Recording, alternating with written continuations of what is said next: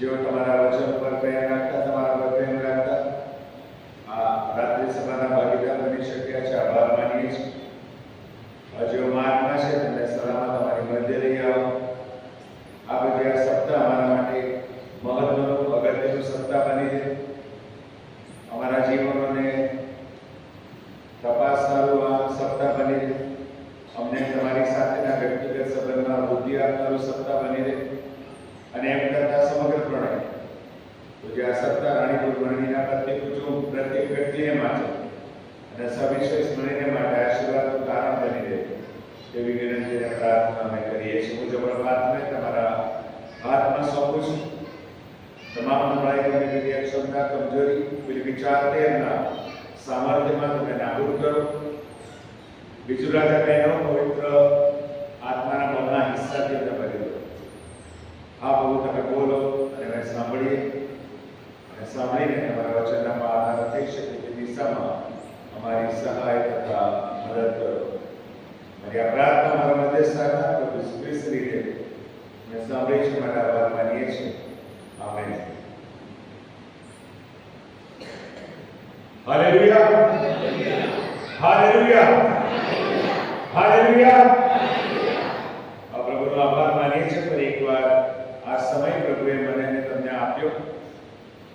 પ્રભુ ઈસુ ખ્રિસ્તના રોષણ સપ્તાહના આ રાત્રિ સભાના પ્રથમ દિવસે જે વિષય સાથે હું તમારી સાથે વાત કરનાર છું એ ફરી એ જ વિષય જે સવારે આપણે જોઈ ગયા, પણ એની સાથે સંકળાયેલી કેટલીક બીજી બાબતો આપણે ઊંડાણપૂર્વક નિખાળવા માંગીએ છીએ અને એની સાથે આપણા જીવનોને પણ આપણે તપાસવા માંગીએ છીએ. અત્યારે અભિનંદન. આ ખાસ દિવસને લગતા તમે જે ગીતો ગાયા, બધી હોસાના પેટર્ન તમે ગાઈ, પ્રભુનો આભાર માનીએ છીએ. અત્યારના સુંદર ગીતોને માટે પણ આપણે પ્રભુની સ્તુતિ કરીએ છીએ. યોહાનની સુવાર્તા એના 12મા અધ્યાયમાં 12 થી 19 જે વચન આપવામાં આવેલા છે એને આધારે આપણે આજે થોડો સમય મનન કરવા માંગીએ છીએ. સવારે આપણે જોઈ ગયા કે પ્રભુ ઈસુ ખ્રિસ્ત યરુશલેમમાં વિજયવંત પ્રવેશ કરે છે. સવારે માર્કની સુવાર્તા 11મો અધ્યાય અને 1 થી 11 વચનને આધારે આપણે એ આખા એપિસોડને જોઈ ગયા, એ ઘટનાને જોઈ ગયા. એ જ ઘટનાક્રમને બીજી ભવિષ્યવાણી સાથે બીજા પરિપ્રેક્ષ્યમાં આપણે અત્યારે નિહાળવા માંગીએ છીએ. સવારે મેં કહ્યું એ પ્રમાણે પ્રભુ ઈસુ ખ્રિસ્ત એમની મિનિસ્ટ્રી 30 વર્ષે શરૂ થઈ. At the age of 30. Bible મને તમને એવું કહે છે કે પ્રભુ ઈસુ ખ્રિસ્ત જ્યારે 12 વર્ષના હતા, એટ ધ એજ ઓફ 12, એમને સભાસ્થાનમાં લઈ જવામાં આવ્યા. યહૂદી માન્યતા પ્રમાણે યહૂદીઓની જે નીતિ નિયમો હતા એના પ્રમાણે જ્યારે બાળક 12 વર્ષનું થાય ત્યારે એ પૂરતી ઉંમરનું હોય કે પછી એ પાસ્કા પર્વનું ભાગીદાર બની શકે, પાસ્કા વિશેની એની પાસે સમજ પ્રાપ્ત થઈ શકે. અને આપણે જાણીએ છીએ યુસુફ અને મરિયમ ઈસુને લઈને ગયા ત્યારે પાસ્કા પર્વ હતું. એ લોકો આગળ નીકળી ગયા. ઈસુ એમની સાથે હતા. પાછા શોધ કરવાની માટે આવ્યા. ઈસુ સભાસ્થાનમાં બેઠા હતા. શાસ્ત્રીઓ અને ફરોશોની સાથે સંવાદ ચાલી રહ્યો હતો. ઈસુના પ્રશ્નોથી, ઈસુના ખુલાસાથી બધા ચકિત થઈ ગયા હતા. 30 વર્ષ પહેલા પ્રભુ ઈસુ ખ્રિસ્ત વિશે બાઇબલમાં મને અને તમને આ વૃત્તાંત વાંચવા મળે છે. પછી શું? બાઇબલ સાયલેન્ટ છે. પછી ઈસુએ શું કર્યું? કોઈ સુવાર્તામાં લખવામાં આવેલું નથી. ઘણી બધી વખત શૈતાન આપણા મગજમાં વિચિત્ર પ્રશ્નો ઊભા કરે. ઘણા પૂછે ને, યુદ્ધ રિટ્રીટના અનુભવમાં તમને કહું, કાઈન પત્ની ક્યાંથી લાવે? ચિઠ્ઠીમાં લખીને સવાલ આવે, સાહેબ જવાબ આપો, કાઈન પત્ની ક્યાંથી લાવે? કાઈન પત્ની જ્યાંથી લાવે કે પ્રભુની યોજના હતી. એટલે હું હસતા હસતા જવાબ આપું, એવું જીવન જીવ કે તું સ્વર્ગમાં જા, સ્વર્ગમાં જઈને ઈસુને મળ અને પછી ઈસુને પૂછે કાંઈ નથી ક્યાંથી લાવ, જવાબ મળી જશે. ઘણા લોકોને પ્રશ્ન થાય કે 30 વર્ષે ઈસુએ કામ કર્યું. કદાચ આવો સવાલ તમે કદી સાંભળ્યો નહીં હોય, કદાચ આવું કંઈ કરવું પણ નહીં હોય. Why at the age of 30? શા માટે 30 વર્ષ? કેમ 31 નહીં, કેમ 35 નહીં, કેમ 40 નહીં, કેમ 25 નહીં, કેમ 18 નહીં? શા માટે 30? 30 વર્ષની ઉંમર યહૂદીઓ માટે પરિપક્વતાની નિશાની. રાબી વધુ હોય ને તો લઘુત્તમ ઉંમર મર્યાદા 30 વર્ષની હતી, 30 years. પણ આ તો પ્રભુની યોજના હતી, એટલે એમાં કોઈ ડિબેટની વાત ના આવે. પ્રભુએ નક્કી કર્યું હતું 30 વર્ષે ઈસુ જાહેર સેવામાં જોડાશે. જાહેર સેવામાં તમે પ્રભુ ઈસુ ખ્રિસ્તની જે સેવકાઈ છે, મિનિસ્ટ્રી છે, એનો ચાલે સુવાર્તાની સાથે રાખીને અભ્યાસ કરો. તે 3 અથવા 3.5 વર્ષની જે સેવા છે, એ સેવા માત્ર 200 માઇલના પરિક્ષેપ્યમાં હતી. યરુશલેમને તમે સેન્ટર પોઈન્ટ ગણો તો ગાલિલ, યહૂદિયા, કાપરનાહુમ, એફ્રાઈમ, યહૂદિયા અને બીજા ક્ષેત્રો 200 માઇલના ઘેરાવામાં ઈસુની મિનિસ્ટ્રી હતી. આજકાલ જ્ઞાન બહુ આગળ વધી ગયું છે. યહૂદી આર્કિયોલોજિસ્ટ, યહૂદી રાબાઈ પ્રભુ ઈસુ ખ્રિસ્તના જીવન વિશે, જૂના કરાર વિશે, નવા કરાર વિશે અદ્ભુત સંશોધન કરી રહ્યા છે. સરવાળે તે એટલું જ સાબિત થઈ રહ્યું છે કે બાઇબલ સત્ય છે, ઈસુ સત્ય છે. બાઇબલને કોઈ પુરાવાની જરૂર નથી. વિજ્ઞાન પણ બાઇબલ સાબિત કરે છે. હાલેલુયા. મેં સવારે જ કીધું કે આ હેવનલી ટોપિક છે, આ હેવનલી સિક્યુઝ. પવિત્ર આત્માના કમાન્ડ વગર મને ને તમને કશું સમજાઈ શકે નહીં. તમે ગમે તેટલી કોમેન્ટ્રી વાંચો, ગમે તેટલા ખુલાસા વાંચો, ગમે તેટલા સેવકોનો સંપર્ક કરો, પણ જે પ્રભુ સમજાવે ને એ સૌથી ઉપર હોય છે. બાઇબલની બીજી અદ્ભુત લાક્ષણિકતા તમને કહું. સત્યના પ્રયોગો. ગાંધીજીએ લખેલું પુસ્તક the Discovery of India, Pandit Jawaharlal Nehru એમના દ્વારા લખાયેલું પુસ્તક. દુનિયાનું કોઈ પણ પુસ્તક લો, એ પુસ્તક તમે જ્યારે વાંચો છો ત્યારે પુસ્તકનો લેખક તમારી પાસે નથી.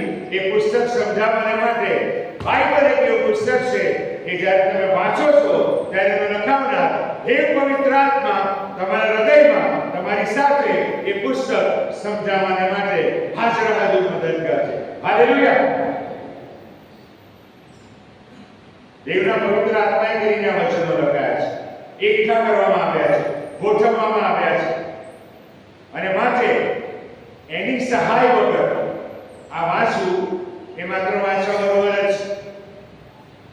એને સમજવું, એને પારખવું, દરરોજના ક્વાઇટ ટાઈમમાં પ્રભુ વચન દ્વારા મારી સાથે શું વાત કરે છે એ સમજવું ખૂબ જ જરૂરી બાબત છે. હેબ્રી 4:12 બેદારી તલવાર. યિર્મયાહ કે આ વચન હથોડા સમાન છે. એ વચન મારી તમારી પાસે પ્રભુએ મોકલ્યું છે વાંચવાને માટે, એ વચન ખાવાને માટે અને એને અનુસરવાને માટે. 200 માઇલના ઘેરાવામાં ઈશ્વરે મિનિસ્ટ્રી કરી.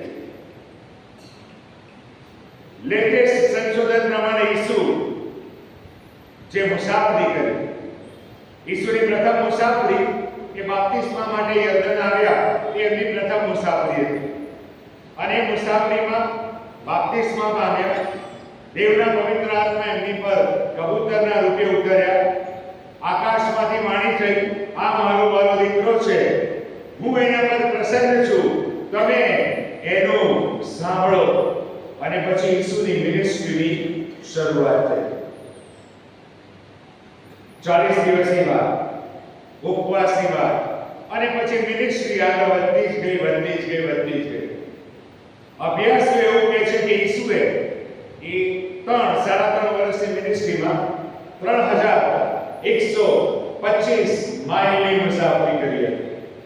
3125 માઇલની મુસાફરી કરી હતી.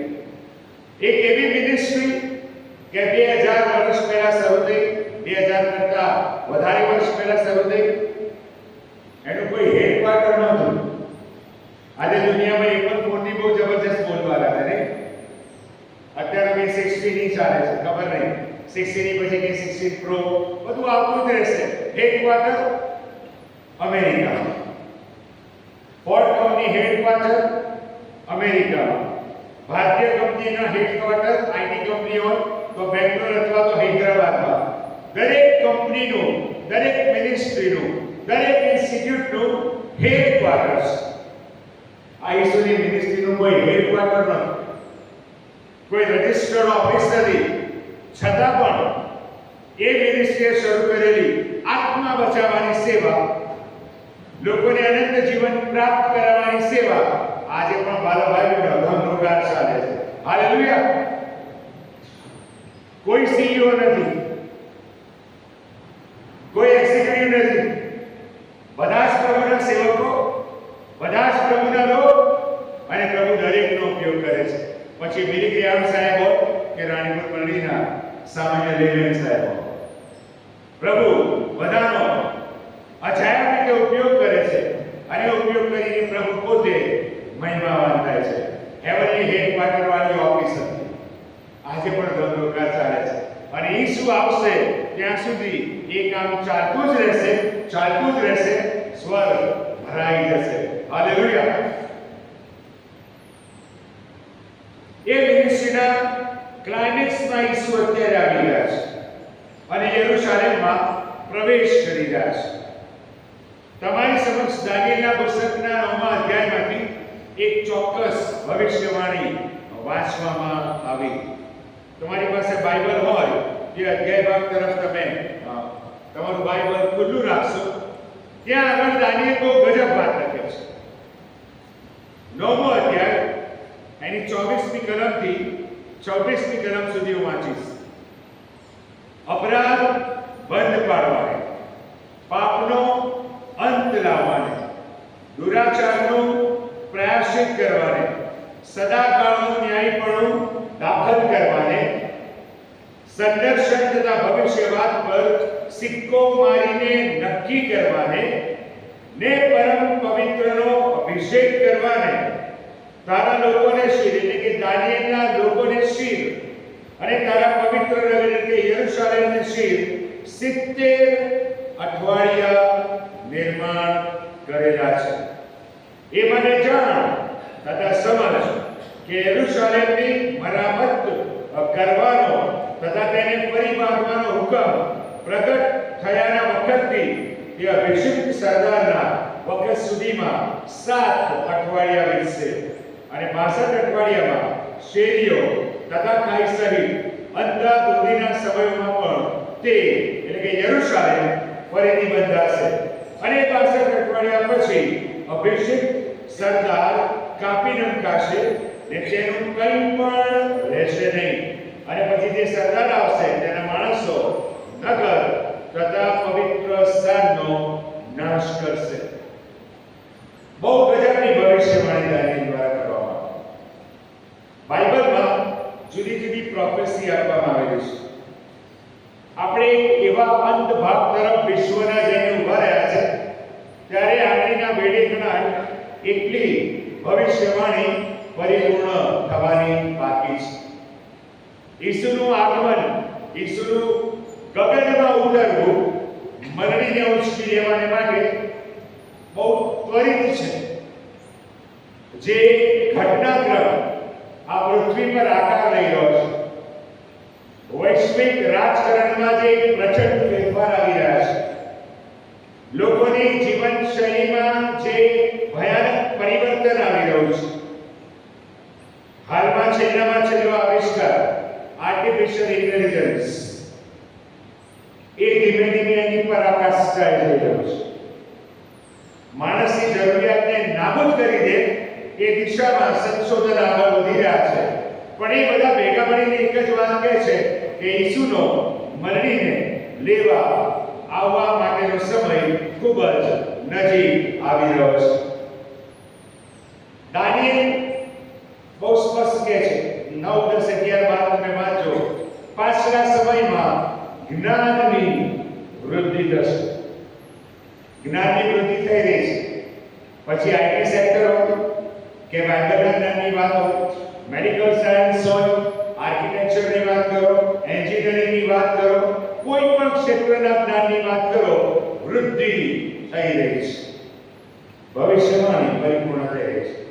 આ જે ભવિષ્યવાણી મેં તમારી સમક્ષ હમણાં વાંચી એ પ્રભુ ઈસુ ખ્રિસ્તના યરૂશાલેમ પ્રવેશ સાથે સીધી તાલ મિલાવે છે.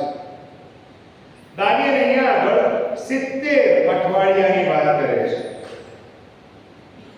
સમજવું જરૂરી છે કે આ 70 અઠવાડિયા એટલે શું.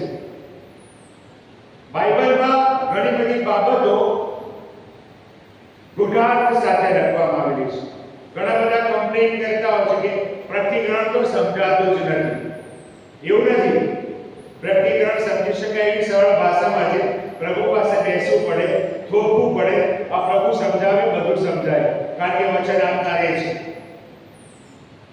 દાનિયેલ જ્યારે ભવિષ્યવાણી લખે છે ત્યારે 70 અઠવાડિયા, એક અઠવાડિયું એટલે 7 વર્ષ અને 70 અઠવાડિયા એટલે 490 વર્ષની વાત કરે છે.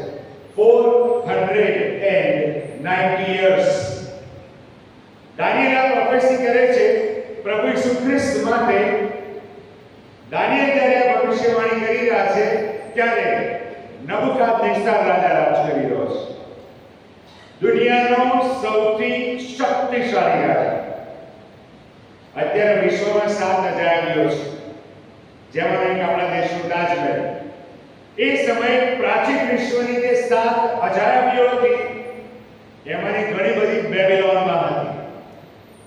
નબુકાદનેસ્તર રાજા ઇસ્રાયેલી પ્રજાને બંદીવાસમાં ક્યાં લઈ ગયો? બેબીલોનમાં. બેબીલોન એ શબ્દ સમજવો પણ બહુ જરૂરી છે. બેબીલોન શબ્દ આવે છે ઉત્પત્તિના શિનાર નામના પ્રદેશ સાથે સંકળાયેલો શબ્દ. શિનાર પ્રદેશ. નિમ્રોદ શિકારી લોકોને વિચાર આવ્યો કે આપણે બુરજ બાંધીએ. એ આ જગ્યા હતી. બુરજ બાંધવા પાછળ એકદમ ટોચ પર ચડીને દુનિયા જોવાનો વિચાર હતો તે લોકોનો.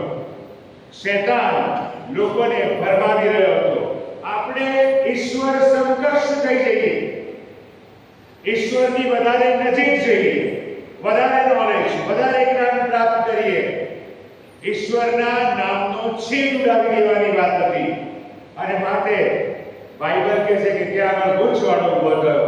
દુનિયામાં સૌપ્રથમ ભાષાઓ બાબેલના બુરજથી અસ્તિત્વમાં આવી. ગૂંચવણ. બુરજ તો બનતો હતો પણ આ ગૂંચવણ ઉભી થઈ. તગારું માંગતા હશે તો લેલું આપતો હશે, લેલું માંગતા હશે તો તગારું આપતો હશે. બુરજ ના બન્યો, લોકો વિખેરાઈ ગયા. પ્રભુની યોજના હતી પણ પ્રથમ બળવો ઈશ્વરની સામે એ શિનાર પ્રદેશમાં થયો. એ શિનાર પ્રદેશમાં થયો. એ જ બેબીલોન. બાઇબલમાં 3 સંસ્કૃતિની વાત આવે.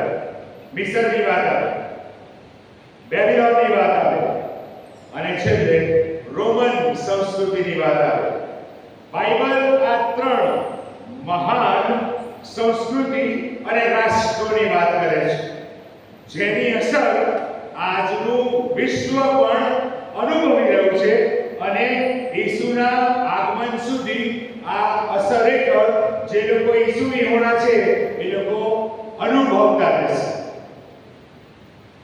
એમના કાર્યો, એમના મૂલ્યો, એમના રીતિ રિવાજો એ બાઇબલના ઈશ્વરની વિરુદ્ધ હતા. આજકાલ આપણા દીકરા દીકરીઓ પણ ટેટુના પરીક્ષણમાં પડી જાય છે ને. ટેટુ જોવા મળે છે શરીર ઉપર જાત. કોઈ તો લાખ રૂપિયાના ટેટુસ પણ કરાવે છે. આઈટીઆઈ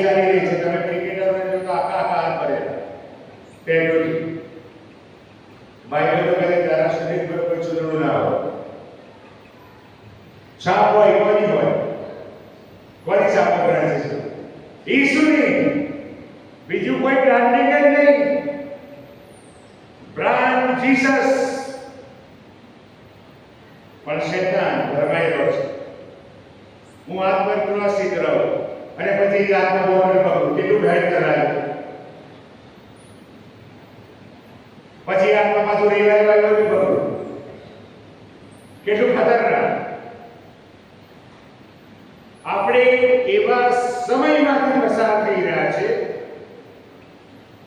કે જ્યાં પાપ જીવન શૈલી બની ચૂક્યું છે. લાઈફસ્ટાઈલ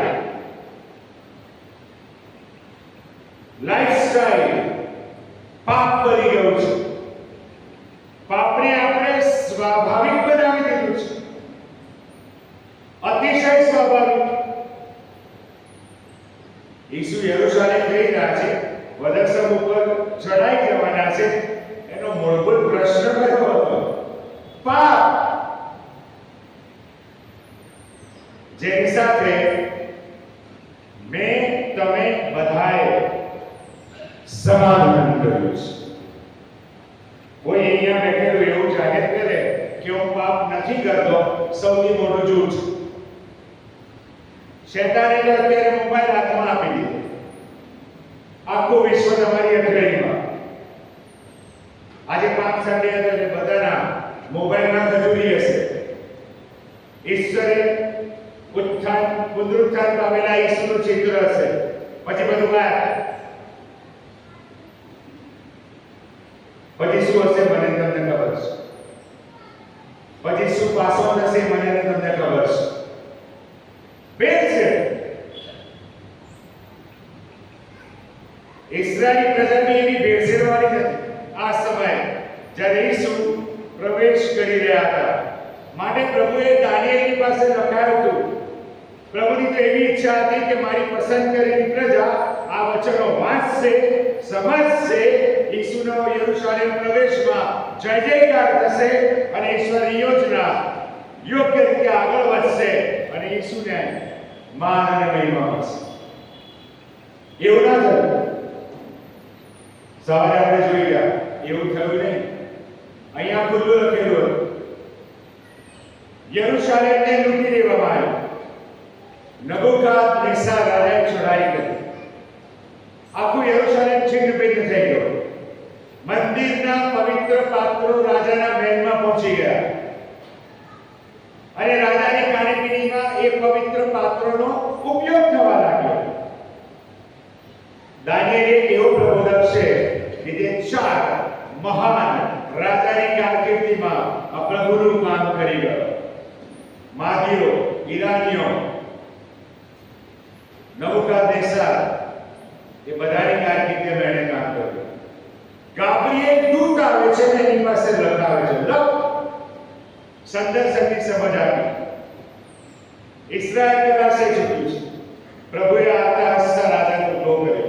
નહેમ્યા પ્રબોધકનું પુસ્તક 20 અધ્યાય 1 થી 8 વચન સમય મળે ઘરે જઈને વાંચો.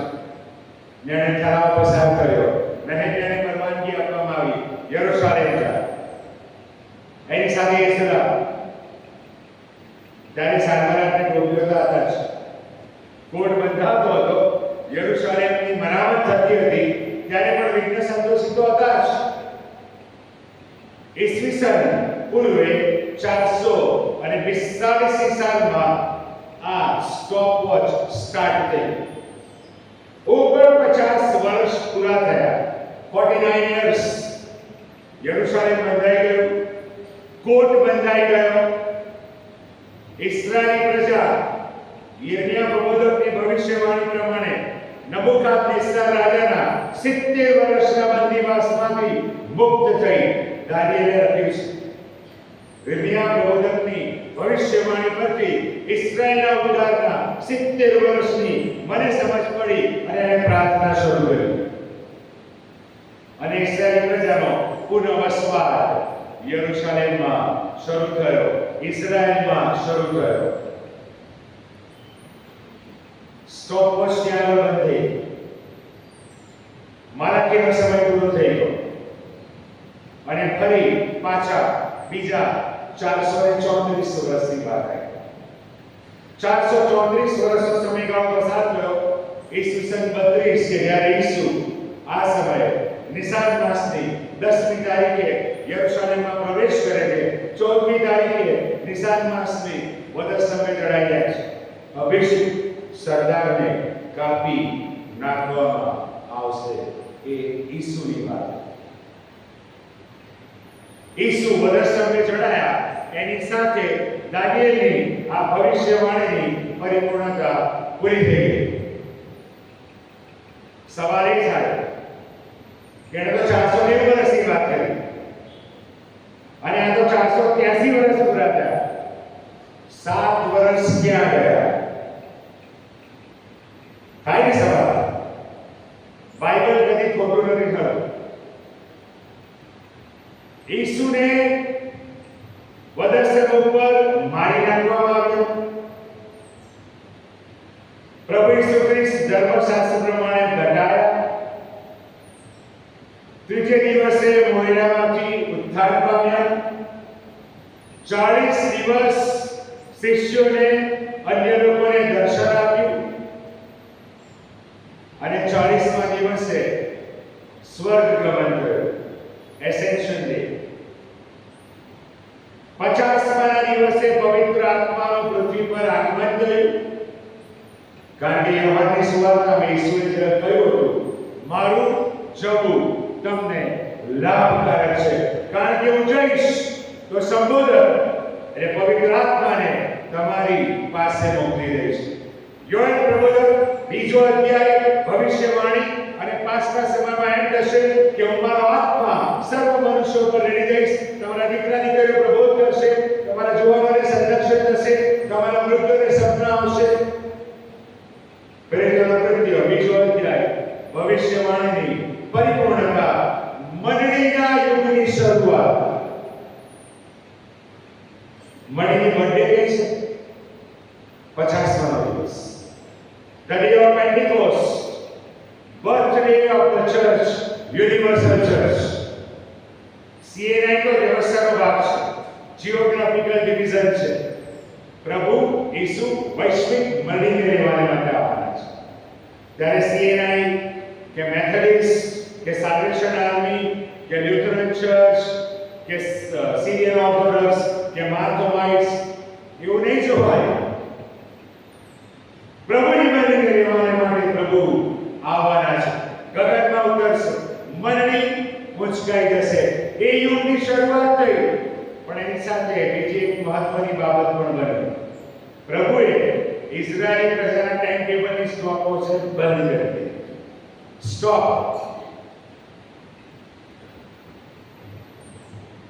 યાકૂબના બાળકોને દેવે પસંદ કર્યા. કેમ પસંદ કર્યા? એ સમયના વિશ્વને અને અત્યાર સુધીના વિશ્વને જીવતા દેવની ઓળખ આપવાની જવાબદારી યહૂદી પ્રજાની હતી. બાઇબલના દરેક લેખક પ્રથમ 5 પુસ્તકો મૂસાથી માંડીને પ્રકટીકરણ, છેલ્લું પુસ્તક યોહાન અને તેની વચ્ચેના તમામ લેખકો યહૂદી છે, હિબ્રુ છે. કોઈ નોન હિબ્રુ લેખકે બાઇબલ લખ્યું નથી. જુદા જુદા 29 હેતુ માટે ઈશ્વરે એમની પસંદ કરેલી પ્રજાને અલગ કરી હતી, જેને ઇઝરાયલ તરીકે આપણે ઓળખીએ છીએ. આ મારી આંગળી દેખાય ને દુનિયાના નકશા પર એટલો પાતળો દેશ.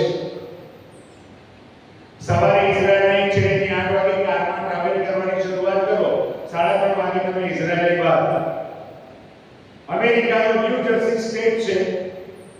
એ સ્ટેટ જેટલા એના ચોરસ કિલોમીટર છે, એનાથી મોટું નહીં.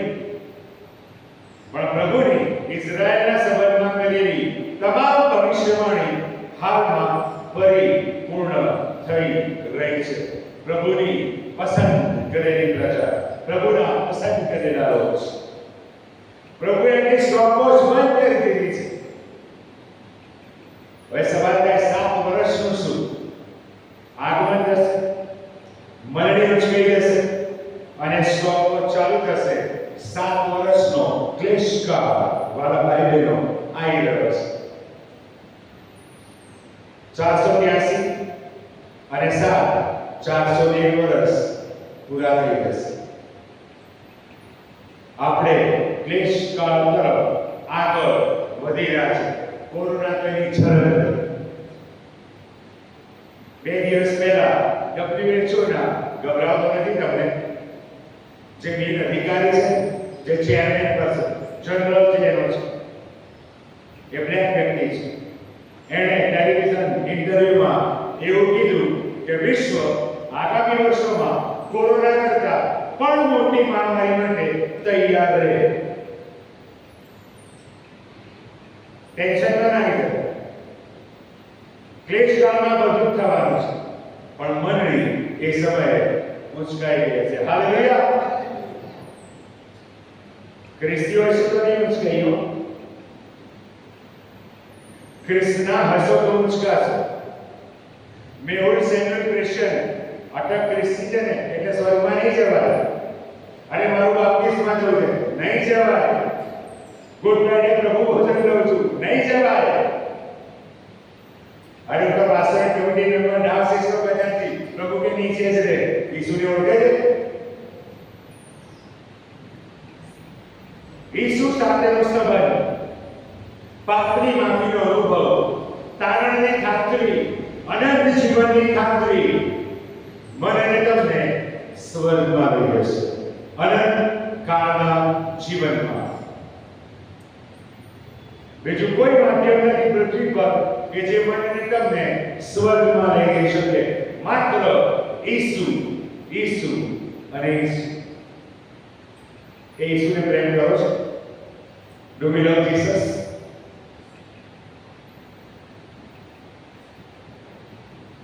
આપણે તેઓને કહીએ જીસસ લવ્સ યુ. અને તારું શું? પ્રભુ કહે છે તારું શું? લખીને ફર્યા કરે છે જીસસ લવ્સ યુ. કારની પાછળ પણ જીસસ લવ્સ યુ. ઈસુ પૂછે છે તમે મને પ્રેમ કરો છો? હું તો કરું છું. માટે તો પૃથ્વી પર આવ્યો, માટે તો બધા સમય કરાવ્યો, અને માટે તો ફરી આવવાનું છે. મારું નામ મેં તમને આપ્યું છે. તમે મને કેટલો પ્રેમ કરો છો? બહુ વેદક સવાલ છે. આત્મતપાસનો સવાલ છે. ભજન સંગ્રહમાં ગીત સરસ છે, નહીં શૈલેષભાઈ? હું ઈસુને ચાહું. ગઈ તો નાખીએ પણ ચાલીએ છે. યશા જેવી પરિસ્થિતિ છે, વાંચે છે પણ સમજતા નથી, સાંભળે છે પણ સમજ પડતી નથી. એ ઈસુ યરુશલેમમાં પ્રવેશ કરી રહ્યા છે મારા તમારા પાપની માફીને માટે, મને ને તમને પાપના ભયાનક સંકટમાંથી મુક્ત કરવા માટે. આ ભવિષ્યવાણી ઈસુના વધસ્તંભે જણાવવાની સાથે પરિપૂર્ણ થઈ. અભિષેક સરદારને કાપી નાખવામાં આવશે. પછી આગળ લખી છે, બહુ ગજબ લખ્યું છે. સરદાર આવશે, પવિત્ર નગરનો નાશ કરશે, મંદિરનો નાશ કરશે. શિષ્યો જ્યારે જૈતુન પર્વત પરથી ઉતરીને બેથાનિયા ગેટ વાગેથી યરુશલેમ તરફ જઈ રહ્યા હતા અને મંદિરની ભવ્યતા નિહાળી હેરોદેવ ટેમ્પલ, એ હેરોદ રાજાએ બાંધેલું હતું. હેરોદ યહૂદી નહોતો. હેરોદે તો કટપુતલી તરીકે રોમનો બેસાડી દીધેલો રાજા, એમનું વર્ચસ્વ સાચવવાને માટે. અને હેરોદે યહૂદીઓને ખુશ કરવા મંદિર બાંધ્યું. પુષ્કળ પૈસો ખર્ચ્યો. શિષ્યો ઈસુએ શું કહ્યું? પ્રભુ આ મંદિર.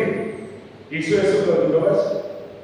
આનો એક પથ્થર બીજા પથ્થર ઉપર રહેવા પામશે નહીં. શિષ્યોને બહુ ખોટું લાગ્યું. આ તો મંદિરની વાત કરે છે. 70 ની શાળાએ મળી સંસ્થાપિત થઈ ચૂકી છે. રોમન ટાઇટસ સરદાર યરુશલેમમાં પ્રવેશ કર્યો. મળીના લોકોને રહેસી નાખ્યા. ખ્રિસ્તીઓ વિખરાઈ ગયા. મંદિરને સળગાવી દેવામાં આવ્યું. અંદર સોનું જડેલું હતું. સોનું પીગળી ગયું અને પેલી ઈંટોની ભાગ હતી ને એમાં ઉતર્યું. સૈનિકોએ એક એક પથ્થર ઉખાડી નાખ્યો. આખું મંદિરનો ધ્વંસ થઈ ગયો. આ તો ઈસુ બોલ્યા હતા. એટલે યહૂદીઓ આજે પેલી રુદનની દીવાલ પાસે જઈને રડે છે, પ્રભુ અમારા પાપે આ કર્યું. સત્ય વાત છે, સત્ય વાત છે. મંદિર નથી, ત્યાં મંદિર નથી, પણ બનવાનું છે. તૈયારી થઈ ચૂકી છે. 8 વર્ષ પહેલા એક બ્રિટિશ BBC પત્રકારે ઇઝરાયલના દેશ પ્રાઇમ મિનિસ્ટરને પૂછ્યું હતું કે આ મંદિર બાંધતા કેટલો સમય લાગશે? 1.5 મહિના. સામગ્રી તૈયાર, આર્કિટેક્ચર તૈયાર છે, માણસો તૈયાર છે, નાણાં તૈયાર છે, પણ બહુ વિવાદાસ્પદ જગ્યા છે. ડોમ ઓફ રોક. ઇઝરાયલનું ચિત્ર તમે જુઓ તો જે ગોલ્ડન ઘુમટ દેખાય છે એ જગ્યાની વાત. કારણ કે મુસ્લિમ આસ્થાનું પણ પ્રતીક છે. પડવો વળવો. એટલે પ્રાઇમ મિનિસ્ટરે રસ્તા સાહેબ કહ્યું કોઈ દિવસ પ્રભુ પ્રચંડ ધરતીકંપ લાવશે, જે ઉપર છે નીચે જશે અને ત્યાં મંદિર બની જશે. મંદિરના શુદ્ધિકરણ માટે લાલ વાછરડી જોઈએ, જંગી છૂટી છે. ઇઝરાયેલી લોકો થોડા અઠવાડિયા પહેલા એને પ્રકાશમાં લાવ્યા, જાહેરમાં લઈ આવ્યા છે. મંદિર બાંધવું હોય ત્યારે શુદ્ધિકરણ માટે જૂના કરાર પ્રમાણે લાલ વાછરડીનું હોવું જરૂરી છે. વચનો પરિપૂર્ણ થઈ રહ્યા છે, દોડી રહ્યા છે. ઘણા બધા આગમન વિશે બહુ ભેદ રહેતા છે, પણ ઈસુ ઝડપથી આવી રહ્યા છે. આ ભવિષ્યવાણી પરિપૂર્ણ થઈ. પ્રભુ ઈસુ ખ્રિસ્ત યરુશલેમમાં માટે પ્રવેશે છે આ સમયે. કારણ કે દાનિયેલે પણ લખ્યું અને એની પરિપૂર્ણતા થઈ. પણ આ ઘટનાને સમજવાને માટે મારે તમારે યોહાનના 11મા અધ્યાયમાં બનેલી એક ઘટનાને ધ્યાનમાં લેવી પડે. લાઝરસ બધા ઓળખે છે. માર્થા અને મરિયમનો વરભાઈ. બાઇબલ કહે કે મરી ગયો. ઈસુને સમાચાર આપવામાં આવ્યા. ઈસુ કેટલા દિવસ પછી ગયા? 4. ઈસુ રડ્યા. એ મરી ગયો ત્યારે બાઇબલ કોટ કરે છે. ઈસુ રડ્યા. સન્ડે સ્કૂલમાં પેલી કલમ છે, સૌથી નાની કલમ કઈ? ઈસુ રડ્યા. એમનો માનવીય સ્વભાવ દર્શાવે છે. અને ઈસુ લાઝરસની કબર હતી ત્યાં ગયા. એ પેલી માતા ફરિયાદ કરે, અરે પ્રભુ 4 દિવસથી ગંગાતો હશે. ઈસુની સાથે પડખે રહેનારી બંને ભાઈઓ, ઈસુના પરાક્રમને નિકટથી નિહાળનારી ભાઈઓ. ઈસુ કોણ છે, એનું દેવત્વ શું છે, એના સાક્ષાત સાક્ષીઓ આ બંને ભાઈઓ.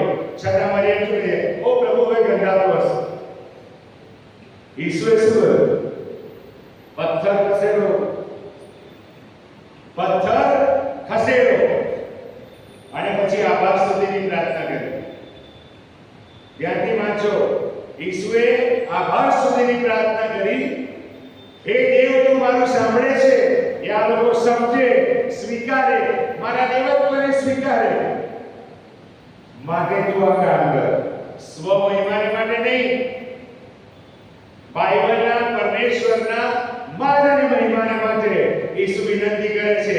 અને પછી લાઝરસને બૂમ પાડી. શું બૂમ પાડી? લાઝરસ બહાર આવ. તમે સુવાર્તા વાંચો, ધ્યાનથી વાંચો. બાઇબલ શું કહે છે? એ હાથે પગે લપેટેલો એવો અને એવો જ બહાર આવ્યો. પછી બહુ ગજબ વાત લખીશ, જેને હું છેલ્લે તમારી સાથે શેર કરીશ કે એના મોઢા ઉપર પણ રૂમાલ બાંધેલો. એના મોઢા ઉપર રૂમાલ બાંધેલો. ઘણા બધા લોકો આ ઘટનાના સાક્ષી હતા. પણ આ પ્રભુ ઈસુ ખ્રિસ્તનો માસ્ટર સ્ટ્રોક. Master stroke. તમને એમ થાય આમાં માસ્ટર સ્ટ્રોક ક્યાં છે? પ્રભુએ આની પહેલા ઘણા બધા ચમત્કાર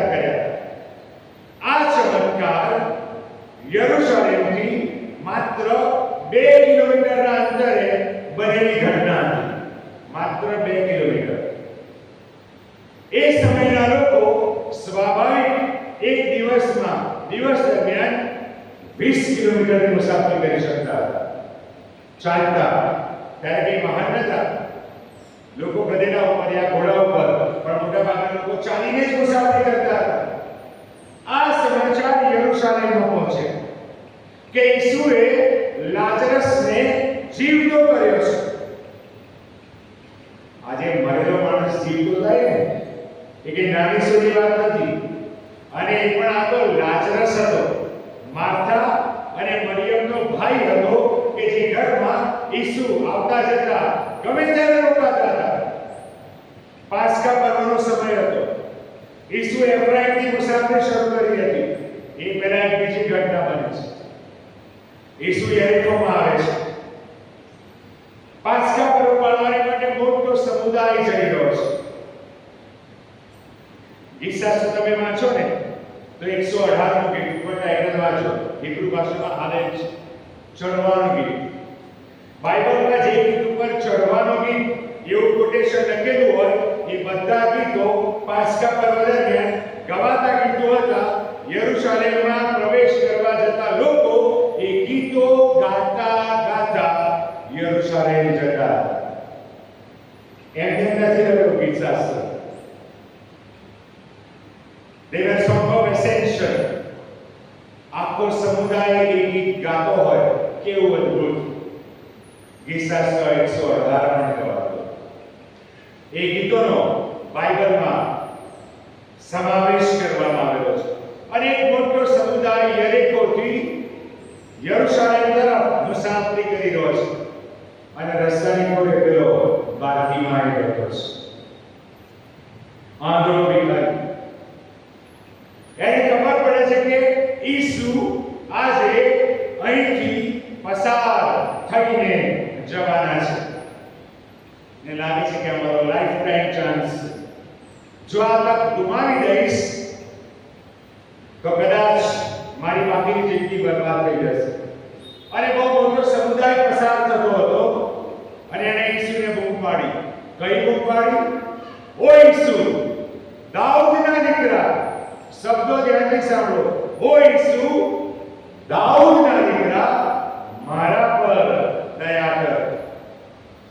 દેવના પવિત્ર આત્માએ કરીને ઈસુને એ આઈડેન્ટિફાઈ કરે છે. દાઉદ પુત્ર તને હોસન.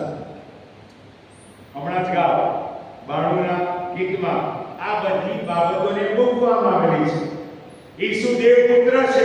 ઈસુ યહૂદાના કુળનો સિંહ છે. ઈસુ દાઉદના વંશમાં જન્મવાના હતા. એ પુરવાર થઈ રહ્યો છે. ત્યાં થોડું ડિસ્ટર્બન્સ ઉભું. એ લોકોએ બાકી મને ચૂપ કરી નહીં સંભળાય. બાઇબલ કહે છે એને બધી બૂમ પાડી. અને ઈસુ ત્યાં સંભળી ગયા. એને મારી પાસે લાવો. બાકીમાં ઈસુની પાસે આવો. પ્રભુ ઈસુએ પૂછ્યું, તારા માટે શું કરું?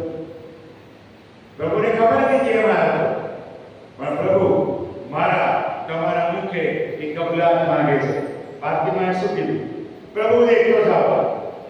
પછી બાઇબલ બહુ બધા લખે છે અને એ તરત જ દેખતો થયો. પછી શું થયું? બાકીમાં એને ઘેર ગયો. ક્યાં ગયો? બાઇબલ બહુ બધા વાત કરે છે. એ નાચતો કૂદતો ઈસુની પાછળ યરુશલેમ પર. આપણે તો કામ થઈ ગયું. પ્રભુ દાદા રવિવાર મળીશ, 2 કલાક આવીશ. હું ઘણી વાર રસ્તા કહું છું, શેતાન મને તમને ખ્રિસ્તીઓને દર રવિવારે 2 કલાક પેરોલ પર છોડી દે. જાઓ લઈ આવો દેવા. બાકી તો તમે મારી પાસે જ છો. અને આપણે ખુશી આવીએ છીએ બસ. પછી સોમવારે પાછા હતા ત્યારે ત્યાં સાચો ખ્રિસ્તી જીવન સોમથી શનિ વચ્ચેનું છે. સાચો ખ્રિસ્તી જીવન સોમથી શનિ વચ્ચેનું છે. પહાડ પર વસાવેલું મંદિર. જેથી સંતાઈ શકતું નથી. આ બે ચમત્કારોએ શાસ્ત્રી અને પડોશીઓના શાસનને હચમચાવ્યું, ખળભળાવી દીધું. અને માટે આ 12મા અધ્યાયમાં યોહાનને લખ્યું છે, આપણું જો કોઈ કોઈ સાંભળતું નથી. જુઓ, ટોળા ઈસુની પાછળ ગયા, એગ્રેવેટ થઈ ગયા, ગુસ્સે થઈ ગયા. આ દિવસ સુધી, ધ્યાનથી સાંભળજો, આ દિવસ સુધી શાસ્ત્રીઓએ, પરોશીઓએ, આનાસ કાયાફાસે, મંદિરના અધિકારીઓએ ઈસુને મારવાનો નિર્ણય નહોતો કર્યો. પણ આ ચમત્કારોના લીધે એમણે નિર્ણય કર્યો, ઈસુને વરસ સંભળ્યો. શુક્રવાર નક્કી થઈ ગયો. એટલે ના ગયા. એ લોકોએ એવું પણ નક્કી કર્યું કે લાજરસને મારી નાખો. બાઇબલ વાંચો, લખ્યું છે. મારું જ્ઞાન નથી, હું તો બાઇબલની વાત કરું છું. લાજરસને પણ મારી નાખવાનું કાવતરું ઘડવામાં આવ્યું. આ બધું ઈશ્વરનું ટાઈમટેબલ હતું. ઈસુએ આવે માસ્ટર સ્ટ્રોક માર્યા. બાર્તિમાઈને દેખતો કર્યો અને લાજરસને સદીમંત કર્યો. લાજરસ સદીમંત તો ઘણા બધા લોકોએ જોયું હતું. એ લોકો એના સાક્ષી હતા. અને યરુશલેમ મળી ત્યારે સવારે આપણે જોઈ ગયા એ ટોળું જતું હતું. ત્યારે સાક્ષીઓએ સાથે રહેલા લાજરસ વિશે બીજા ઘણાને સાક્ષી આપી. માટે ટોળું બધું જ છે. અને માટે શાસ્ત્રી અને પરોશીઓ વધારે ગુસ્સે થયા. ગુસ્સામાં આગળ વધી ગયા અને ઈસુને મારી નાખવા માટે આખું કાવતરું ઘડાઈ ગયું. અને એમાં યહૂદા સામેલ થઈ ગયો. માસ્ટર સ્ટ્રોક, બે ચમત્કાર, લાજરસનો સજીવંતો અને બાર્તિમાઈનો આંધળો. પ્રભુ ઈસુ ખ્રિસ્ત યરુશલેમ પ્રવેશ કરીને આ ભવિષ્યવાણીની પરિપૂર્ણતા કરે છે. પણ એક સાથે કેટલીક મહત્વની બાબતો આજે મને ને તમને ઈસુ કહેવા માંગે છે, તેની સાથે ઉભા કરીશ. પહેલી વાત બાર્તિમાઈની કરી. તમે એનું કલ્પના ચિત્ર કલ્પી શકો છો. એ રસ્તાની કોરે બેસતો હશે, આજુબાજુના કોઈ ગામમાં રહેતો હશે. એને દરરોજ લોકો ત્યાં લઈને બેસાડી દેતા હશે. એ સમયનો ભિખારી, ડામરના રોડ નતા, અત્યારે તો સરસ રોડ બની રહ્યો છે, બની રહેશે. ખરબચડો રોડ, પથરાળ જમીન, કારણ કે પર્વતીય વિસ્તાર.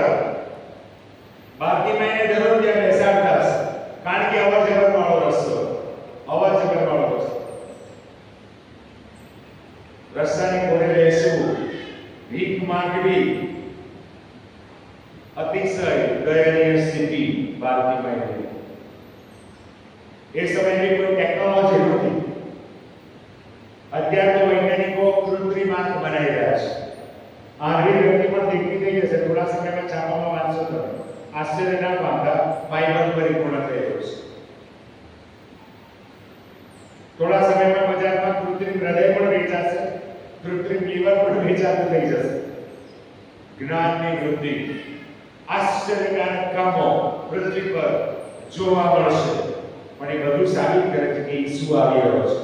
આ બાર્તિમાઈ રસ્તાની કોરે બેઠો હતો, કોલાહલ થયો, ઈસુ આવે છે.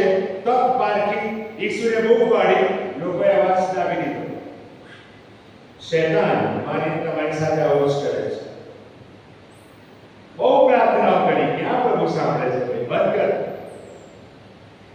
પછી આપણે પણ એવી જગ્યાએ જવાની શરૂઆત કરી છે જેની બાઇબલ ના પાડે છે.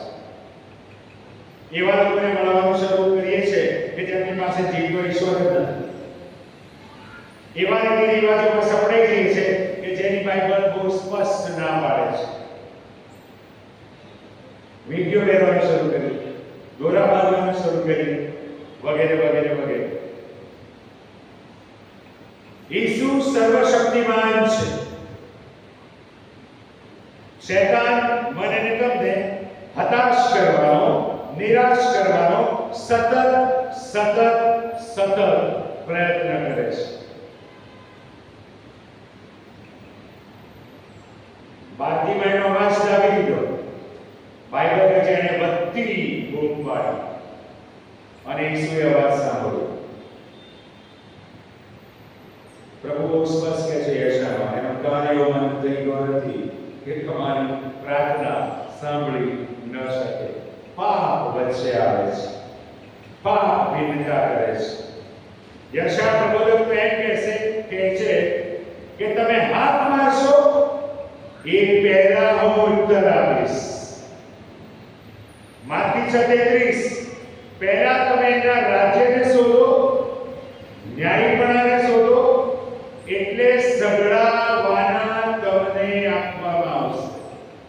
આપણે રાજ્ય શોધવું નથી, ન્યાયપણું શોધવું નથી અને માંગ્યા કરવું છે, ના મળે. ઈસુ સાથેનો જીવન સંબંધ નથી અને પ્રાર્થના કરીએ છીએ. આ ચકનું બધું ઇલેક્ટ્રિફિકેશન છે, રાઈટ? બહાર એક મેઇન બોર્ડ હશે કે નહીં હોય? મેઇન સ્વિચ હશે, તમારા મેઇન પ્લગ હશે અને ક્યાં જોડેલું છે? ટોરેન્ટ પાવર સાથે. પંખા લાગેલા હોય, એસી લાગેલું હોય, સાઉન્ડ સિસ્ટમ છે, બધું જ છે, પણ બહાર ટોરેન્ટ પાવર સાથે જોડાણ ના હોય તો શૈલેષભાઈ ગમે તેટલી વાગત પર આ લાકડી ફેરવે કશું ના થાય. ઓક્ટોપેડ વાળા ભાઈ ગમે તેટલું વગાડે અવાજ આવે ના આવે. વાર ગમે તેટલું બોલે અવાજ બહાર જાય ના જાય. પંખા નીચે બેસો, પંખો ચાલુ થાય ના થાય. કેમ? કનેક્શન નથી. આપણું ઈસુ સાથે કનેક્શન નથી ને પ્રાર્થનાની સ્વીચ પાડ કરો. ક્યાંથી સંભળાય? એ હેવનલી કનેક્શન હોવું જરૂરી છે, તો પાવર આવે, તો પ્રાર્થના સંભળાય. આપણું બાળક સ્વાભાવિક રસ્તે જતા કોઈમાં હાથ પકડીને કહે પપ્પા, તમારું બાળક તમારો હાથ પકડીને મા બાપ કહેશે. એ સંબંધ કેળવવો પડે, એ સંબંધમાં બંધાવવું પડે ને એના માટે એવી બાબતો કે જે મારા વ્યક્તિગત જીવનમાં છે કે જે ઈસુને પસંદ નથી, જેની બાઇબલ ના પાડે છે, એને દૂર કરવી પડે.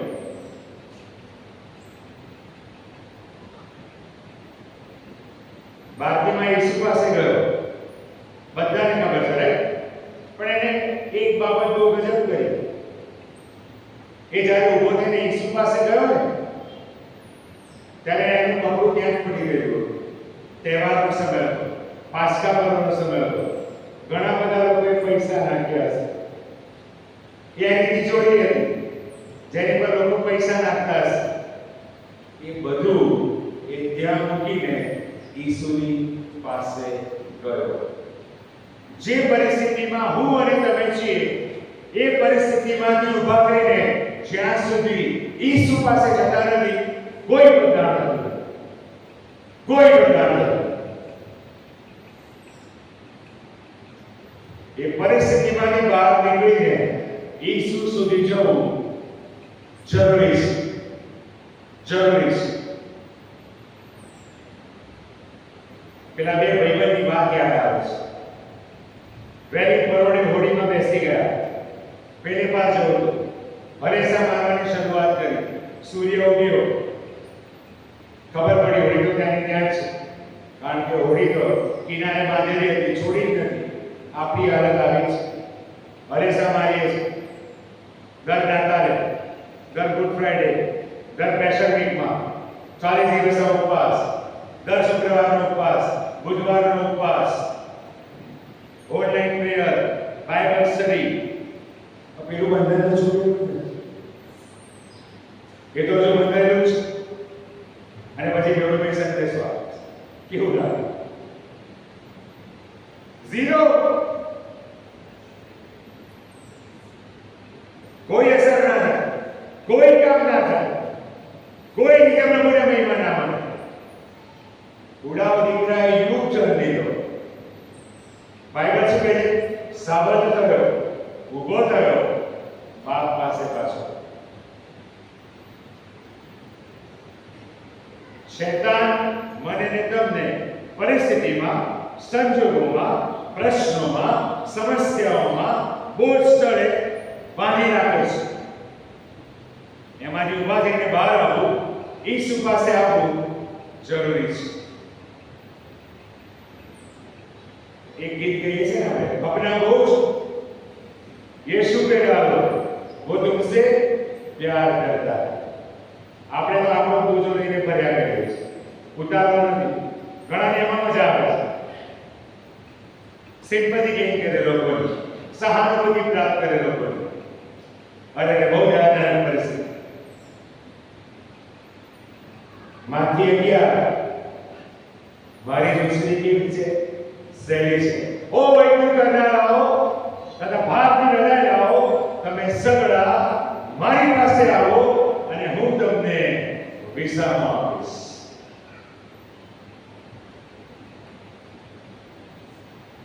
બીજી વાત લાજરસ. લાજરસે ઈસુનો અવાજ સાંભળ્યો. બાઇબલ કહે છે કે હાથે પગે એ વિગાડેલો બહાર આવ્યો. 4 દિવસ મેડિકલ સાયન્સ એવું કહે છે કે 4થો દિવસ થાય એટલે શરીરની આંતરિક રચના સડવાની શરૂઆત થાય, પાણી છૂટવાની શરૂઆત થાય, શરીર ફૂલી જાય. પણ લાજરસ તો દેવના મહિમાને માટે મર્યો. પૃથ્વી પર એક એવો માણસ કે જે મરી ગયો, જીવતો થયો, ફરી મરી ગયો. મરી ગયો, જીવતો થયો પ્રભુના મહિમાને માટે અને ફરી મૃત્યુ પામ્યો. એલિયા જીવતો ઉચકાઈ ગયો, હનોક જીવતો ઉચકાઈ ગયો. પણ આ એક વિશિષ્ટ પાત્ર લાજરસ બહુ મોટો મેસેજ આપે છે. ઈસુની વાણી સાંભળી બહાર આવ્યો. ઈસુ શું કહે છે? એના બંધન છોડો. આપણું મોં બંધી છે, સાક્ષી નથી આપી શકતા. આપણા મોં બંધ છે, સાક્ષી નથી આપી શકતા. દરરોજ 24 કલાક પૂરા થાય છે અને પ્રભુ મારા તમારા જીવનમાં કામ કરે છે. ઈસુએ શું કામ કર્યું, ઈશ્વરે શું મદદ કરી, એ આપણે કદી બીજાઓને કહી શકતા નથી, કારણ કે બંધિત છે. મેં કર્યું, મારું જ્ઞાન, મારી હોશિયારી, મારું ક્વોલિફિકેશન, મારી અસર, આઈમાં આપણે ઊંધા પડી જઈએ છીએ. હું આપણને ખલાસ કરી નાખે છે. ઘમંડ, મારા જેવું કોઈ નહીં. શેતાની પાપના લીધે પડ્યો અને અભિમાન કર્યું, સ્વર્ગમાંથી ફેંકી દીધો. પ્રભુને મહિમા થાવ કે આપણા પર પ્રેમ રાખે છે, અભિમાની હોવા છતાં પણ. સૌથી પહેલું બંધન મારો આ છે. તમે અંગ્રેજી કેપિટલ આઈ જોવો છો? જોવો છો? ઉપર બી લીટી ને નીચે બી લીટી અને વચ્ચે સીધી લીટી, વળે જ નહીં. એ બે લીટી છૂટી જાય તો વળીને સી થાય, ક્રાઇસ્ટ. પણ એ બે લીટીઓ તોડવામાં આપણને રસ નથી. હવે મને કહ્યું ત્યાંથી શરૂઆત થાય અને પછી બધું રફે દફે થઈ જાય. દેવપુત્ર છે ઈસુ, ગધેડીના વચ્ચેના ઉપર સવાર છે. Not a single word. વદર સ્તંભે ચડાયા ત્યાં સુધી ઈસુનો કોઈ ડાયલોગ તમને જોવા મળે છે? કારણ કે યશાયાએ કહ્યું હતું, જેમ ખેતી કાતરધારની આગળ મૂંગી રહે છે, એમ ઈસુ પણ મૂંગે મોડે બધું સહન કરતા હતા. પેલા લોકોએ પૂછ્યું, તું યહૂદીઓનો રાજા છે? ઈસુએ શું જવાબ આપ્યો? હા હા, હું રાજા છું. તમે કહો છો, હું નથી કહેતો, તમે કહો છો.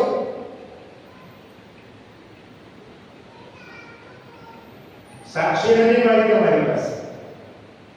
મને ખબર નથી મંડળીમાં સાક્ષીનો રવિવાર આવે છે, ઉજવાય છે. નવા વર્ષે સાક્ષીનો 31મી ડિસેમ્બરે આપણે આખા વર્ષે યાદ કરતો હોઉં છું. બધા ચર્ચીસમાં સાક્ષી માટેનો સમય રાખવામાં આવતો છે. અહીંયા આવો છે પછી નથી હોતો, નથી હોતો. રવિવારે આજે સવારે નીલમબેને સાક્ષી આપી. આવું તો મારા તમારા જીવનમાં અસંખ્ય વસ્તુઓ બને છે કે જેના માટે મારે તમારે સાક્ષી આપવી જોઈએ, પણ આપણે આપી શકતા નથી. બંધન છે. એના હાથ પણ બંધી હતા, આપણા હાથ પણ બંધી છે. મોબાઈલ પર ગજબ ચાલે છે, ઓફિસમાં ગજબ ચાલે છે, પૈસા કમાવામાં ગજબ બહુ ઝડપથી લંબાય છે, પણ પ્રભુ તરફ હાથ લાવવા કરતા મુશ્કેલી થાય છે, સંકોચ થાય છે, બંધન છે. પગની પણ એવી જ હાલત છે, પગની પણ એવી જ હાલત છે. એટલે નાના બાળકોનું ગીત બહુ ગજબ છે, ખબર છે તમને? તારા હાથ શું કરે છે? સાવચેત રહે. તારા પગ ક્યાં લઈ જાય છે? સાવચેત રહે. તારી આંખ શું જુએ છે? સાવચેત રહે. તારા કાન શું સાંભળે છે? સાવચેત રહે. હું તો હારે રાવી બોલું છું ને બીજું બોલું છું. હું તો ભજન સંગ્રહના ગીતોય સાંભળું છું અને બીજું સંગીત બી સાંભળું છું. લાવ ઇન્ડિયાનો સમય ઉફવાળા લોકો છે. રિપોર્ટેશન્સ રવિવારે એકદમ બધા દૂત સોમથી શનિ ભૂત એવી હાલત છે. સાક્ષી નથી. પ્રભુ ઈસુ ખ્રિસ્ત માથેની સુવાર્તાના 5મા અધ્યાયમાં કહે છે, તેમજ તમે તમારું અજવાળું લોકોની આગળ એવું પ્રકાશવા દો કે તેઓ તમારી રૂઢી કરણીઓ જોઈને આકાશમાં બાપની સ્તુતિ કરે. પણ મેળવીને તો પોતાની સ્તુતિ કરવામાં જ મજા આવે છે. આકાશના બાપ તો બાજુમાં છે. મારો મહિમા થાય, સ્વ મહિમા સાથે આપણે જીવી રહ્યા છે, મિથ્યાભિમાન સાથે જીવી રહ્યા છે. પ્રભુનો હાથ ખેંચી જાય ને મારા ભાઈને કસાના નહીં. મારે બાઇબલ કહે છે કે બરાબરના બધા ઉપર સૂરજ ઉગાવે છે, વરસાદ પાડે છે, જરૂરિયાતો પૂરી કરે છે, વગેરે વગેરે વગેરે. આજે રાત્રે પ્રભુ મને અને તમને બહુ સ્પષ્ટ કહી રહ્યા છે, જે શિષ્યોને કહ્યું મને તમારો હક છે. I need you. મને તમારી જરૂર છે. તમારો શોધન છે. સવારે મેં કહ્યું કે દેડા બનીએ તો ઈસુ બેસે. તૈયાર છીએ આપણે એ ઈસુને હૃદયરૂપી યરુશલેમમાં આવકારવાના છે. લાજરસે અવાજ સાંભળ્યો, બહાર આવ્યો, પણ બંધી જતો. વર્ષોથી આપણે ઈસુનો અવાજ સાંભળીએ છીએ, પણ હજુ પણ બંધનમાં છે. આપણા બાહ્ય આચાર, વિચાર, વલણ, વર્તન, વ્યવહારથી આપણને કોઈ બહુ સ્વાભાવિક રીતે કહી દે કે આ ખ્રિસ્તી વ્યક્તિ છે, પણ હું જાણું છું કે હું ખ્રિસ્તનો છું કે કેમ. મારી અટક, મારા બાહ્ય આચાર વિચાર, મારું ઉઠવું બેસવું મને ખ્રિસ્તીની ઓળખ આવે છે, ખ્રિસ્તનાની ઓળખ નથી આવતી. પ્રભુ ઈસુ ખ્રિસ્ત 30મા વર્ષ પછી યોહાન બાપ્તિસ્મની પાસે જઈ રહ્યા છે. કેમ? બાપ્તિસ્મા પામવા જરૂરી હતું. બાઇબલ પ્રમાણે જરૂરી હતું. યોહાન ઈસુને દૂરથી જુએ છે. યોહાન ઈસુને મળ્યા છે, બાપ્તિસ્મી યોહાન ઈસુને મળ્યા છે, પણ એ તો ત્યારે એની માના પેટમાં, એલિઝાબેથના પેટમાં હતા. મરિયમની સલામ સાંભળી. એલિઝાબેથે કીધું કે તારી સલામનો અવાજ સાંભળીને મારું બાળક મારા પેટમાં કૂદ્યું. હાલેલુયા! મારા પ્રભુની માં મારી પાસે આવે, કેવી મોટી વાત. પણ યોહાન બાપ્તિસ્મીએ ઈસુને જોયા નતા, પણ જ્યારે ઈસુ બાપ્તિસ્મામાં આવ્યા હતા ત્યારે એ યોહાન બૂમ પાડે છે, જુઓ દેવનો બલવાન કે જે જગતનું પાપ હરણ કરે છે. બોલતું જીવન, બોલતું જીવન, પહાડ પર વસાવેલું, દિલ સમાન જીવન, અજવાળા સમાન જીવન જીવવાને માટે પ્રભુએ મારા ભાઈ બહેનો મને તમને પસંદ કર્યા છે. પણ ઘણીવાર પાપનો અંધકાર એ આપણા જ્વાળાને દાબી દે છે. આપણી મહત્વાકાંક્ષાઓ ઈશ્વર કરતા સર્વોપરી બને છે. આપણી ઈચ્છાઓ ઈશ્વરથી વધારે અગત્યની બની જાય છે. આપણા આયોજનોમાં ઈશ્વર હોતા નથી, આપણા માર્ગોમાં ઈશ્વર હોતા નથી, આપણા નિર્ણયોમાં ઈશ્વરની આમ હોતી નથી. અને મને નિષ્ફળતા આવે છે, હતાશા આવે છે, નિરાશા આવે છે. અને શૈતાન તો સતત કાર્યરત છે જ. ઈશ્વર સાથેના સંબંધમાં આપણી પીછેહટ થાય કે એનો એજન્ડા છે. આજે આ સાંજે ઈસુ મને અને તમને કહી રહ્યા છે, મને તમારો ખપ છે, મારો તમારો સૌભાગ્ય છે. વચ્ચેનું બંધન મુક્ત થયું પછી ઈસુ પાસે આવ્યું. બારતીમાં એની જગ્યા પરથી ઊભો થયો તો જ ઈસુ પાસે ગયો. ઉડાવ નીકળ્યો, સાબત થયો, પાછો વળ્યો, ત્યારે એના બાપની પાસે આવ્યો. પ્રભુ આજે મને તમને ઉત્તેજન આપે છે, ગમે તે પરિસ્થિતિ હોય પ્રભુના નિયંત્રણમાં છે. ઘણી બધી વખત આપણે સમસ્યાનો પહાડ બનાવી દઈએ છીએ, પણ એ સમસ્યા પર અધિકાર ધરાવતા ઈસુ આપણને દેખાતા નથી. બાઇબલ બહુ સ્પષ્ટ કહે છે, ઈસુનું નામ સર્વનામ કરતા ઊંચું છે. માંદગીનું નામ છે, ઈસુ ઉપર છે. સમસ્યાનું નામ છે, ઈસુ ઉપર છે. વ્યક્તિગત પ્રશ્નોનું નામ છે, ઈસુ ઉપર છે. અને માટે ઈસુને સર્વાધિકાર છે. આપણી હાલત પેલા શિષ્યો જેવી છે. ઈસુએ શિષ્યોને આગળ મોકલ્યા, પોતે પ્રાર્થના કરવા ગયા. અને બાઇબલ કહે છે કે આખી રાત શિષ્યોએ હરેસા માર્યા, તોફાન ભારે હતું. હોડી પાણીથી ભરાઈ જવા અને ઈસુ રાતને ચોથે પહોરે પાણી પર ચાલતા હોડી તરફ જઈ રહ્યા છે. શું થયું ખબર છે? શિષ્યોએ બૂમ પાડી, અરે આ તો કોઈ ભૂલ છે. આ કે ના બૂમ પાડી લો કે આ તો કોઈ ભૂલ છે. ઈસુ સાથે રહેતા હતા, ઈસુને ઓળખવામાં થાપ થઈ ગયા, પછી ખબર પડી ઈસુ છે. ઈસુ શેની પર ચાલી રહ્યા હતા? પાણી પર.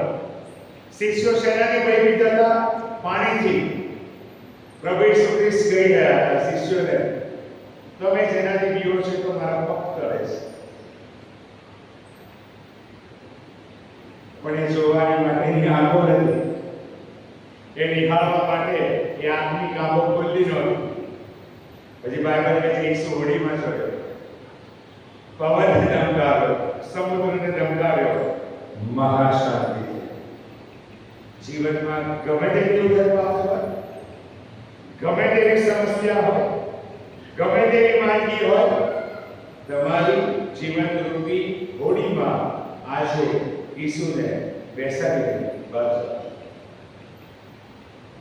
બધા તોફાનો શાંત થઈ જશે. પછી એ વ્યક્તિગત હોય, કૌટુંબિક હોય, સામાજિક હોય, આર્થિક હોય, ગમે તે તોફાન હોય, ઈસુમાં સામર્થ્ય છે એને શાંત કરવાનો અને તમને આશીર્વાદ આપવાનો.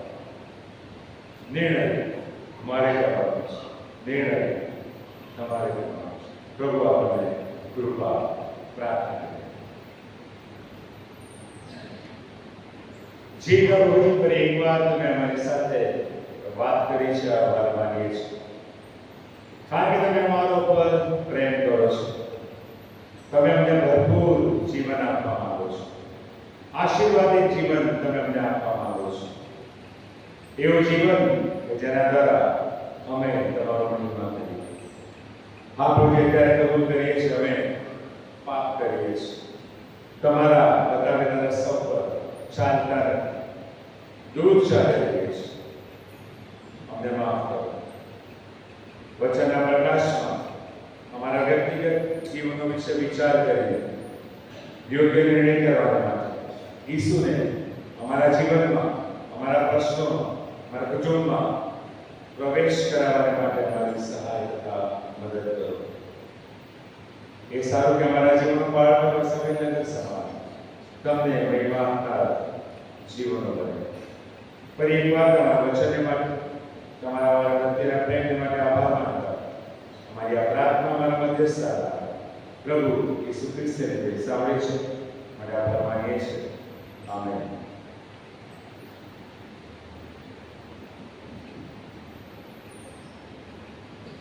ઈશ્વર પિતાનો બહુ જ આભાર માનીએ છીએ. પ્રભુના સેવક દ્વારા ઈશ્વરના જે અદ્ભુત વચનો છે એના મર્મો અને ખુલાસાઓ આજે આપણે સમજી શક્યા છે અને મારી અને આપણે પ્રાર્થના કરીએ કે વચનોના જે ખુલાસા છે, મર્મો છે, એને આપણે વધારે પ્રભુની પવિત્ર આત્માની પ્રેરણાથી સમજીએ અને પ્રભુ ઈસુ ખ્રિસ્તના માર્ગમાં આપણે ચાલનારા બનીએ. પ્રભુ ઈસુ ખ્રિસ્તનો આપણો નજદીક છે ત્યારે પ્રભુ ઈસુ ખ્રિસ્તને મળવાને માટે પૂરી પવિત્રતાથી આપણે તૈયાર રહીએ એવી આપણે આજે બધા પ્રાર્થના કરીએ અને એ પ્રમાણે આપણે ચાલવાનો પ્રયત્ન કરીએ. આ સમયે હું ઈશ્વર પિતાનો આભાર માનું છું, બાળક સાહેબનો અને પાસ્ટોરેટ કમિટીનો આભાર માનું છું. આ પ્રથમ દિવસે લીડિંગ કરવાના માટે મને જે તક